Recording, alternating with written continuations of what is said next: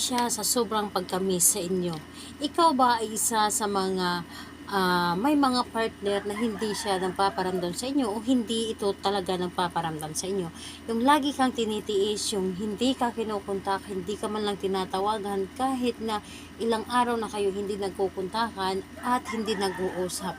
Ito ang gagawin mo upang hindi kanya matiis or titiisin niya ang pagkamis niya sa inyo kung ikaw ay hindi niya makontak. Hello mga guys, kumusta kayo? Panibagong araw, panibagong video na naman tayo. And sa araw na ito, isa na namang video ang aking ituturo sa inyo na simpleng gabay, simpleng pamamaraan na makakatulong sa atin. At bago ang lahat, gusto ko lang mag-disclaimer sa mga taong hindi naniniwala at hindi gusto ang mga kagaya nitong video. Please skip this video at maghanap kayo ng videos na gustong gusto nyo dahil ang video na ito ay para lamang ito sa mga taong naniniwala and gusto mag-try.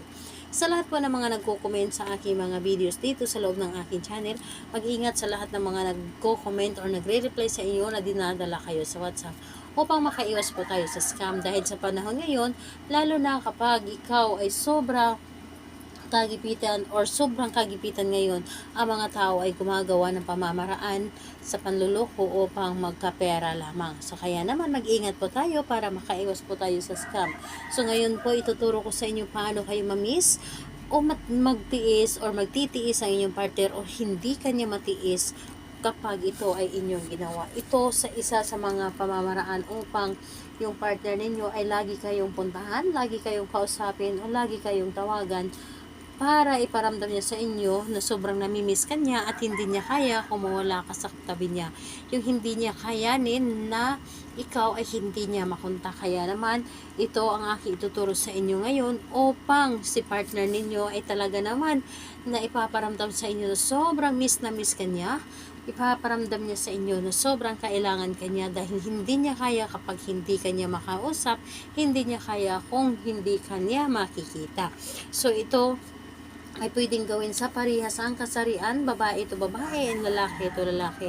Syempre naman sa ating babae at lalaki na mag-partner, and pwede itong gawin kahit na kayo ay magkalayo at magkalapit sa isa't isa.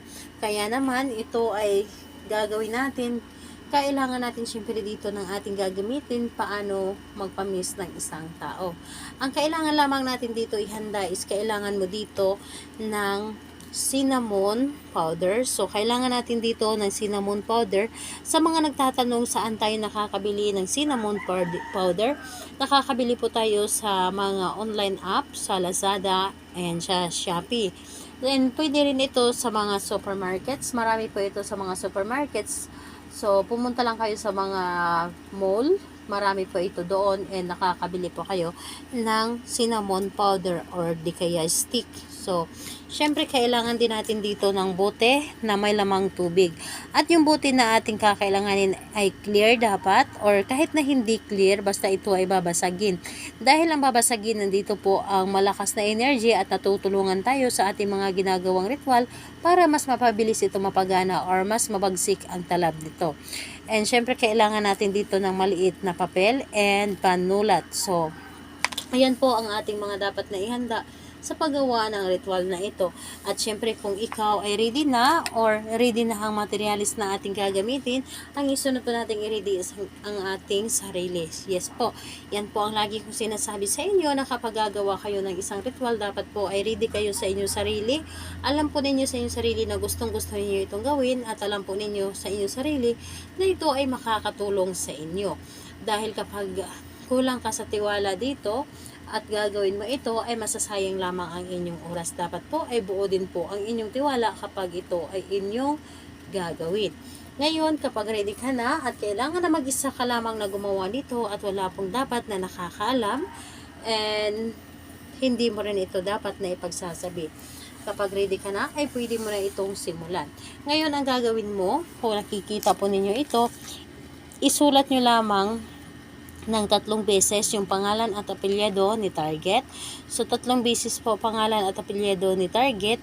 And, ayun po, kapag naisulat nyo na ito, pangalan ni target ng 3 beses, itutupi mo lamang ito ng 3 beses na papunta po sa inyo. Itupi nyo lamang at pagkatapos nito, kapag naitupi nyo na ito, ang papel na ito, buksan ninyo ang inyong buti or di kaya garapon. So, buksan nyo lamang at ilagay ang ang papel na ito dito sa loob ng garapon na may lamang tubig. Ngayon po, kunin ang cinnamon powder. Kunin ninyo ang cinnamon powder at lagyan ninyo ng cinnamon powder dito kahit na kalahating kutsara or konti lamang. Depende po sa inyo kung gaano karami ang inyong ilagay. Pagkalipas or pagkatapos mong lagyan ito ng cinnamon powder, kausapin nyo muna at wag nyo muna itong takpan. Kausapin nyo muna, sabihin niyo dito na sa pamamagitan nito, ikaw, pangalan at apelyido ng inyong target at sabihin mo na ikaw ay makakaramdam ng sobrang pagkamis sa akin at hindi mo ako kayang tiisin o hindi mo ako matitiis at lagi mo akong tatawagan o di kaya pupuntahan mo ako, maghanap ka ng paraan paano mo ako makontak, maghanap ka ng paraan paano mo ako makausap o mapuntahan. So, hindi mo kakayanin ang pagtitiis mo sa pagkamis mo sa akin, kaya naman ikaw ay maghahanap ng paraan paano mo ako makausap. So, lahat na ng sasabihin mo ay sasabihin mo na at pagkatapos nun ay takpan nyo lamang ang garapon at alugin ninyo ito. Alugin ninyo ito ng paulit-ulit at paulit-ulit ninyong sambitin yung kanyang pangalan at apelyido at sabihin ninyo na sobra mo akong mamimiss.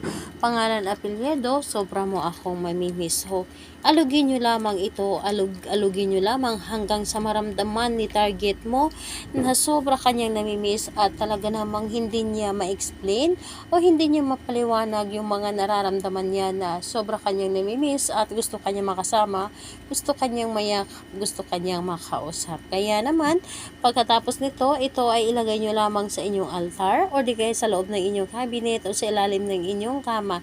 Depende po sa inyo saan ninyo ito pwedeng ilagay, basta ang importante hindi ito makita na ibang tao at kailangan na safe ito. So, ayun po, kapag na gawa nyo na ito or nailagay nyo na ito sa ilalim ng inyong kama o di kaya sa loob ng inyong cabinet o di kaya sa inyong altar, hayaan nyo lamang ito ng 3 araw doon at saka mo ito kunin. Pagkalipas ng 3 araw, kunin ninyo ito at itapon. So, ayun po, gawin ito sa kahit anong araw at kahit anong oras, pero ang pinakamalakas na araw na gagawa ng mga ganitong pamahiin ay araw ng Tuesday and Friday.